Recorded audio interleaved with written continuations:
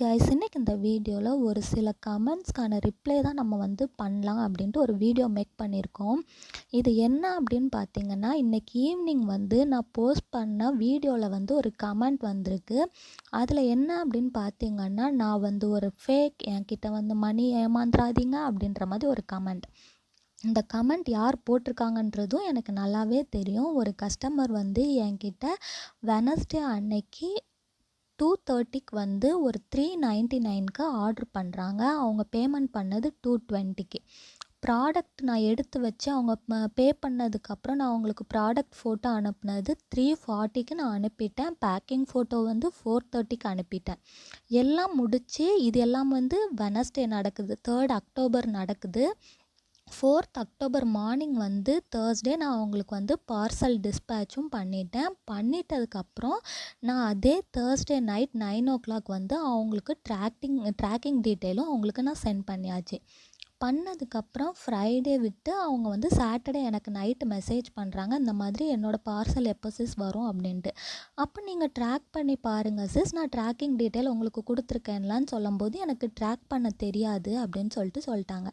சரின்னு சொல்லிட்டு நான் அவங்களோட ட்ராக்கிங் டீட்டெயில் எடுத்து நான் ட்ராக் பண்ணி பார்க்கும்போது அவங்களுக்கு ஃப்ரைடேவே வந்து டெலிவரி பாய் கால் பண்ணியிருக்காங்க. இவங்க கால் அட்டன் பண்ணல. அகெயின் வந்து சாட்டர்டேயும் கால் பண்ணியிருக்காங்க. சாட்டர்டேயும் இவங்க கால் அட்டன் பண்ணல. ஸோ சாட்டர்டே நைட் தான் என்கிட்ட இதெல்லாம் கேட்டுட்ருக்காங்க. அப்போ நான் சொல்கிறேன், ஃப்ரைடே சாட்டர்டே 2 நாளும் உங்களுக்கு வந்து டெலிவரி பாய் கால் பண்ணியிருக்காங்க, நீங்கள் கால் அட்டன் பண்ணல அப்படின்னு சொல்லும்போது, நான் காலேஜில் இருந்தேன், அதனால் எனக்கு தெரியலை அப்படின்ட்டு அவங்க ஒரு மெசேஜ் போட்டாங்க. அந்த மெசேஜ் நான் உங்களுக்கு இந்த காமிக்கிறேன் பாருங்கள். இதில் வந்து அவங்க நான் காலேஜில் இருந்ததுனால நான் பார்க்கல அப்படின்னு சொல்லிட்டாங்க. அப்போ நான் அப்பயும் சொல்கிறேன், சரி சிஸ், அப்போ நீங்கள் வெயிட் பண்ணுங்கள், மேபி ரீஅட்டெம்ப்ட் கொடுப்பாங்க, இல்லைன்னா உங்கள் ஏரியா கொரியர் ஆஃபீஸில் தான் உங்கள் பார்சல் இருக்கும் அப்படின்னு சொல்லிட்டேன். இது எல்லாம் என்றைக்கு நடக்குதுன்னா, சாட்டர்டே நைட் அன்னைக்கு நடக்குது. சண்டே வந்து நேற்று அகெயின் ரிப்ளை பண்ணுறாங்க. என்னென்னா, இன்றைக்கி ஒரு நாள் தான் நான் பார்ப்பேன், இன்றைக்கி என் பார்சல் வரலை அப்படின்னா எனக்கு நீங்கள் ரீஃபண்ட் பண்ணிடணும் அப்படின்ட்டு. நான் அப்பயே அவங்கக்கிட்ட சொல்கிறேன், அதில் வந்து ட்ராக்கிங்கில் வந்து டெலிவரி பார்ட்னரோட நம்பர் இருக்குது, அந்த நம்பருக்கு நீங்கள் கால் பண்ணுங்கள். அப்படி இல்லைன்னா நீங்கள் வந்து டைரெக்டாக கொரியர் ஆஃபீஸ்க்கு கால் பண்ணி கேளுங்க. கூகுளில் வந்து கொரியர் ஆஃபீஸ் நம்பர் இருக்கும், அதில் போய்ட்டு நீங்கள் கேளுங்க அப்படின்னு சொல்லும்போது ஓகேன்னு சொல்லிட்டு இருந்தவங்க, நேற்று நைட்டு திடீர்னு எனக்கு மெசேஜ் பண்ணுறாங்க, இன்னுமே என் பார்சல் வரலன்னா அதுக்கு நீங்கள் தான் பொறுப்பு, நீங்கள் என் மணி ரிட்டன் பண்ணணும் அப்படி இப்படின்னு சொல்கிறாங்க. அப்போ நான் வந்து நான் இப்போ வந்து parcel packing photo, product photo, tracking detail எல்லாமே அனுப்புனதுக்கப்புறம் இதுக்கு எப்படி நான் பொறுப்பாக முடியும்? கால் அட்டன் பண்ணாதது அவங்க. ஃபஸ்ட்டு என்கிட்ட சொன்னது என்னென்னா, காலேஜில் இருந்தேன், ஸோ நான் கால் பார்க்கல அப்படின்னு சொல்லிட்டாங்க.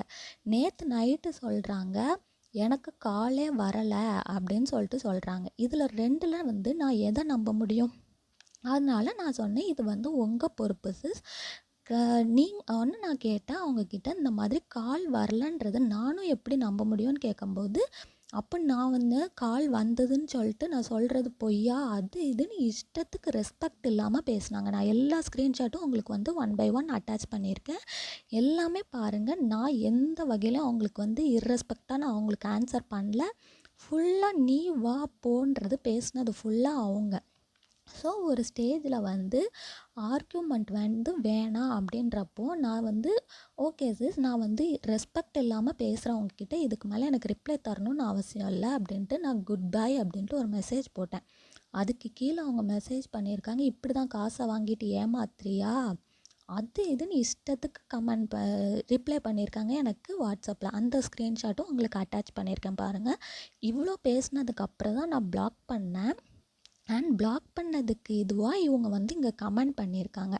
இப்போ வந்து இவங்களோட மோட்டிவ் என்ன அப்படின்னா, அவங்களோட மணி வந்து நான் ரீஃபண்ட் பண்ணணும். இப்போ இன்கேஸ் நான் வந்து நேற்று அவங்களுக்கு பிடிச்ச புடியில் நான் அவங்களுக்கு வந்து ரீஃபண்ட் பண்ணியிருந்தா என்னோடய மணியும் போயிருக்கும். அவங்களுக்கு வந்து பழனியில் தான் பாக்ஸ் கிடக்கு, அந்த பாக்ஸும் அவங்க வாங்கியிருப்பாங்க. ஸோ தட் எனக்கு மணியும் லாஸு, அவங்களுக்கு பார்சல் வந்ததாச்சு. ஸோ அவங்க வந்து 2 இதுக்கு பிளான் பண்ணி மணியும் ஆட்டையை போடுறதுக்கு ப்ராடக்ட்டும் எடுத்துக்கலான்ற மைண்ட் செட்டில் வந்து இந்த மாதிரி பண்ணுறாங்கன்றது எனக்கு கிளியராக ஒரு ஸ்டேஜில் புரிஞ்சிடுச்சு. ஸோ இதில் வந்து நான் என்ன சொல்கிறேன் அப்படின்னா, இந்த மாதிரி பார்சல் அவங்களா வாங்காமல் இருந்து உங்கள் மேலே ப்ளேம் பண்ணி ரீஃபண்ட் பண்ணுங்கன்னு சொன்னால் எந்த ஒரு டீலர்ஸும் ஏமாந்துடாதீங்க. ஏன்னா இது நியூ ஸ்கேமாக பண்ணிகிட்ருக்காங்களா என்னன்றதும் தெரில. ஸோ எல்லோரும் மேக்ஸிமம் சேஃபாக அவங்களோட பிஸ்னஸ் பாருங்கள். இந்த மாதிரி கஸ்டமர்ஸ்கிட்ட ஏமாந்துடாதீங்க.